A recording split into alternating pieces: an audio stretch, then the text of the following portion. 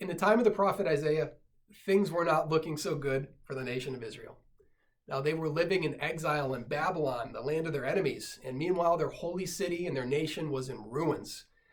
They didn't have a king, they didn't have an army, and they were reaping the discipline of their disobedience to God. Things were not good. I hope you can't relate to the severity of that situation, but maybe today you're still feeling forsaken. Maybe you're feeling hopeless. But let me remind you that God does not forsake his people.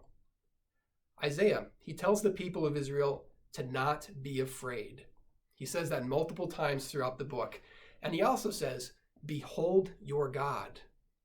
Now, this is profound advice, because when we raise our eyes to look at God, when we behold him, we're turning our focus away from ourselves. We're turning our focus away from our discouraging situation, and we get to see the greatness of the one who is in it with us, no matter what.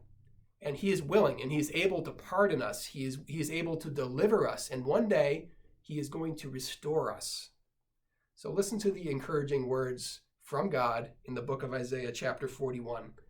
He says, but you, Israel, my servant, Jacob, whom I have chosen, you descendants of Abraham, my friends.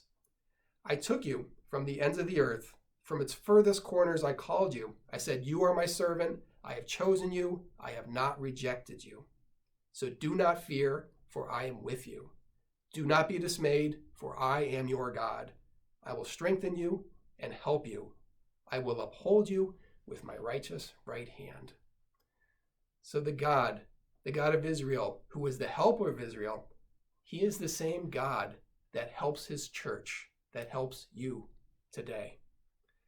So rest in his presence, rest in his plan, trust in his strength, and trust in his promise that one day, those of us who are pardoned by Christ, those that he has chosen, those that he has not rejected, one day he is going to return, and our sojourn, our time as exiles and aliens here on earth, it will end, and we will be called out of exile and enter into his presence forever.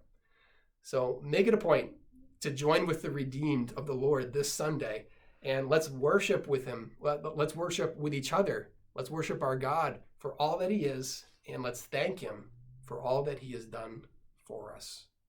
So God bless you today.